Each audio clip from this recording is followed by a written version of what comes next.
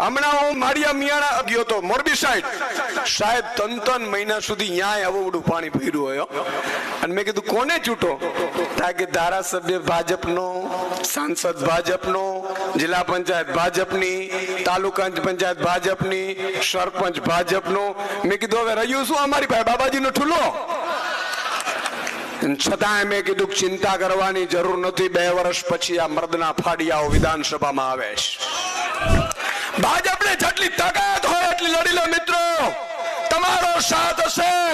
એક એક ગામે જો યુવાનો તૈયાર થશે, વડીલો તૈયાર થશે અને ગામે ગામ જો વિસાવદર વાળી કરીશું તો હું આપને કહું છું કે હવે આવેદનો, રજૂઆતો, પદયાત્રાઓ અહીંયાથી રામાપીર, જય રામાપીર કરી નાખો. હવે માત્ર એક જ વાત કરવાની, સત્તા લાવવાની છે અને અમે જ ઘેરના જ લોકો સત્તા લાવીશું. ઘેરના જ લોકો ફંડ નક્કી કરશે, ઘેરના જ લોકો કામ કરશે અને ઊંધી રકાબી ને સીધી રકાબી પણ તમારે જ કરવાની છે મિત્રો. 2 વર્ષ પછી આજે વ્યવસ્થા શું થાય છે ખબર છે? આપણે ગુલામી માનસિકતા ધરાવીએ છીએ. ગમે ત્યાં જાઓ, સાહેબ આવ્યા, તલાટી તો કે સાહેબ, મામલતદાર તો કે સાહેબ, પ્રાંત તો કે સાહેબ, પીએસઆઈ તો કે સાહેબ, કોન્સ્ટેબલ તો કે સાહેબ. સાહેબ આપણે વર્ષોથી ગુલામી કરી છે.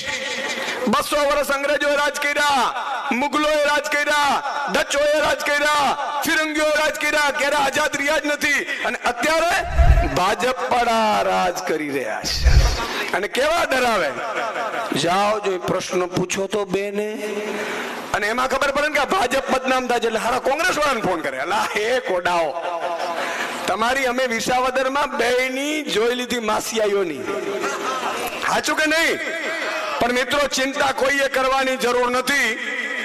મારે ખાલી છેલ્લે એટલું જ કહેવું છે કે હમણાં સાગરભાઈ બધાએ કીધું, ગોપાલભાઈ, આપણે ખેડૂત બનવાનું છે. કયા સમાજમાંથી આવો તો ખેડૂત સમાજમાંથી, કયા સમાજમાંથી આવો તો મજૂર સમાજમાંથી, કયા સમાજમાંથી આવો તો મહિલા સમાજમાંથી, કયા સમાજમાંથી આવો તો શ્રમિક સમાજમાંથી, કયા સમાજમાંથી આવો તો ભાગ્ય સમાજમાંથી.